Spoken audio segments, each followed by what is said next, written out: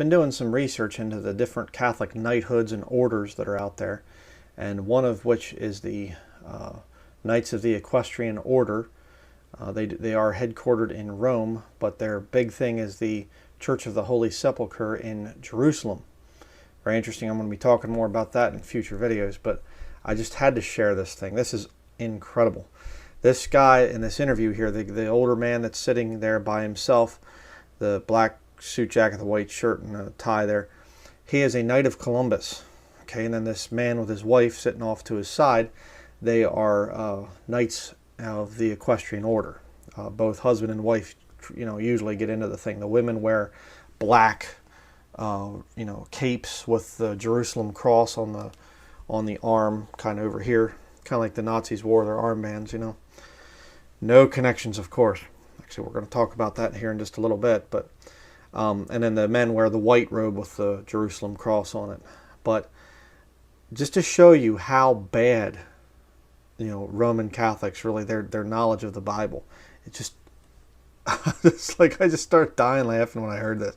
You're not going to believe what this Knight of Columbus asks this guy. They're talking about the Church of the Holy Sepulchre in Jerusalem. Listen to what he says. Okay? Here we go. In continuous existence in the entire... Every day. You mentioned the Holy Sepulchre. I was there. Is our Lord actually buried there? No. No. No, it's empty.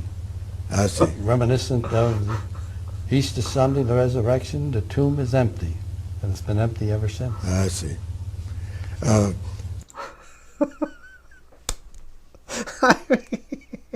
You can't make this stuff up. It's so insane, I was at the Church of the Holy Sepulchre. Is our Lord buried there? I mean, is Jesus buried there at the Church of the Holy Sepulchre? I'm not sure. And he goes, no. And the guy goes, I see. Oh, okay. Kind of like, I thought he was. Like, good night, I mean, this is like basic stuff. Jesus died on the cross. He was buried and rose again the third day. Hello, And the guy talks later on in the interview, this Knight of Columbus guy, he talks about, going and meeting with the Pope and things. And he's like talking with the Pope and stuff, and Pope John Paul II. This was recorded in 1994. High-level Roman Catholic Knight of Columbus, and he doesn't know that Jesus is not buried. Let that sink in for a minute, okay? You say, why would that be? Well, if you've never heard of this, the Catholic Church has what they call incorruptible saints. Just do a little Google image search for it. They have dead bodies of their saints, and they put them in glass cases. I mean, she looks a little corruptible to me, I mean, really, seriously. You go around and you can see these dead carcasses that they ship them around and stuff like this. I remember James and Patrick, ex-Catholics for Christ, had a thing where they actually had brought the body of some nun or something like this to this cathedral over there in England. And it was like just lines of Catholics, just waiting to see the dead body. I mean, look at this woman here, just kneeling there and, smiling beside the dead body here. Oh, look, isn't it so neat to just be in her presence? This dead, rotting corpse. Well, not rotting. She's embalmed, excuse me. Yeah, a little creepy. Just slightly creepy. Just look at some of the pictures here. I mean, I'm not even going to zoom in on this one here, but yeah, okay. Yeah. I mean, that's why this guy is the body of our Lord there in the tomb, No, he rose from the dead. Oh, okay, I see. Yeah. But you get towards the end of this thing, this interview here, and he actually says something which I think is very interesting. This Knight of the Equestrian Order. See if I get the time right here. 30 minutes and 56 seconds about there. He actually talks about the Catholics and the Nazis, working together, and they kind of hid some of them. And he's like, but, the German soldiers were told that if they heard any of the holy sites, that they would be excommunicated from the church. Watch how nervous this woman gets. This wife of this Knight of the Equestrian Order. Watch how nervous she gets. She gets all fidgety and is like trying to say something to him, like, shut up, shut up, See, because back when this was recorded, this is kind of, I guess there was some internet back in 1994, but not a whole lot, and certainly not worldwide. The people using it all over the place.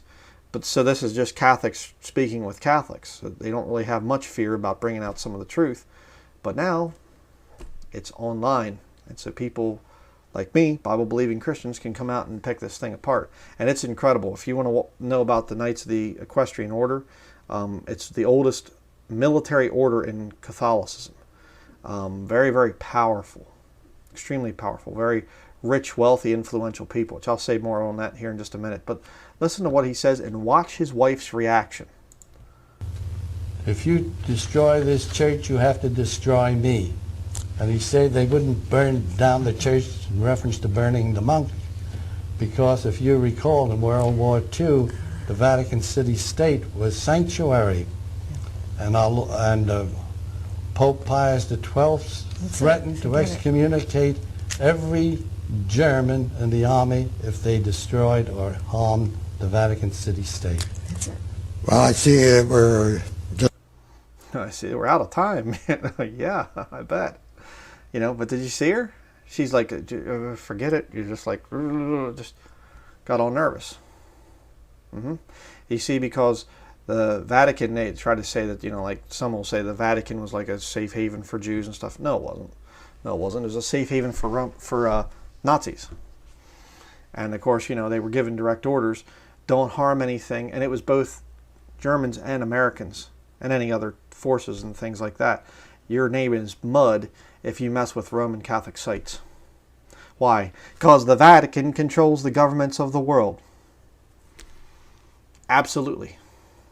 But see, here's the important thing that you need to come away with this whole thing. See if I can get a picture with all three of the little funny bunnies together here. Okay, there you go. Again, people will say, well, the Vatican is just a small little thing over there, and you got the Pope and some priests and some cardinals and whatever else. It's not really a threat anymore. Oh, yes, it is. You see, because these people are the ones that are a threat. It's a bunch of old people that are into these weird Catholic knighthoods. Yeah, you see, because they are literally heads of businesses and industry and all kinds of things. To get into the Knights of the Equestrian Order, you have to be asked. Just kind of like they call it a investiture. You're an investment. Literally, that's what they say. You are an investment. And they have to raise like $13 million a year or something like this, from their own pockets. They talk about that in this interview. And it's literally the same thing as Freemasonry. You can't just walk up and say, I want to join the Masons. No, you have to, there's a thing, to be one, you have to know one. Same thing here. They hand-pick their people for the knighthoods. So you get the Catholic knighthoods at the top, where the Vatican woos in all these rich, influential people, and then they control all the different industries and businesses and everything else out there through the Catholic knighthoods. And it's in all different countries of the world. All different countries. And then they control the militaries, the foot soldiers. Yeah. I mean, it's insane. Just show you a picture here real quickly. I'll do Knights of the Equestrian Order. Look at the images. Okay. Here's their little processional and stuff like this. Here's the current head of it, Cardinal O'Brien, right there, the current head of this whole thing. He's the Grand Master of the Knights of the Equestrian Order. But you go down through here, and this thing goes back to like, I think the 11th century. But check this picture out. Chaplain here receives knighthood and continues to serve. Knight of the Equestrian Order. Right there's the symbol. How about that? And a lot of the chaplains and things and the higher up people in the military, and everything else, the military chaplain organizations and things like that, they're Knights of the Equestrian Order. Show you one other thing here real quickly, which I'll be talking about this more in an upcoming study. The Jerusalem Bible translation put out by the Catholic Church many, many years ago. And let's see if I can find a good one here. Right there you go. Right on the front cover. The Jerusalem Bible. And it's got the Knights of the Equestrian Order symbol right on the thing. And you know who one of the translators was? John Ronald Reuel Tolkien. I brought that out in my study on him. Tolkien was one of the translators of the Jerusalem Bible. Tolkien was the hardcore Roman Catholic, and his books were about the reestablishment of the Holy Roman Empire. Proved. I proved it. I've showed the quotes. I've showed where Jesuit priests were actually writing to Tolkien and saying, this Lady Galadriel, this queen of witches, were you trying to symbolize Mary with her? And he said, yeah, I was. What's the city Gondor all about? Tolkien. It's about the reestablishment of the Holy City, the Vatican.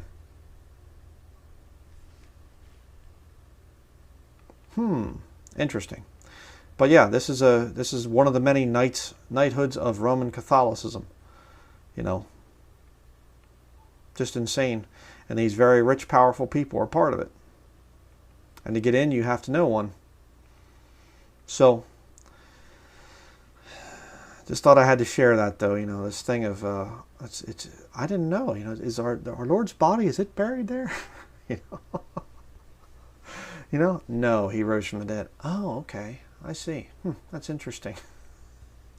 Again, let me just close with that thought there, because the reality of the whole thing is you can be a high-level Catholic and not understand just the basics of the gospel. And these people sear their consciences big time to get to where they are. So, stay away from Roman Catholicism. It is a very wicked system. Certainly not the system that Jesus Christ founded after he rose from the dead. Okay? Thank you for watching.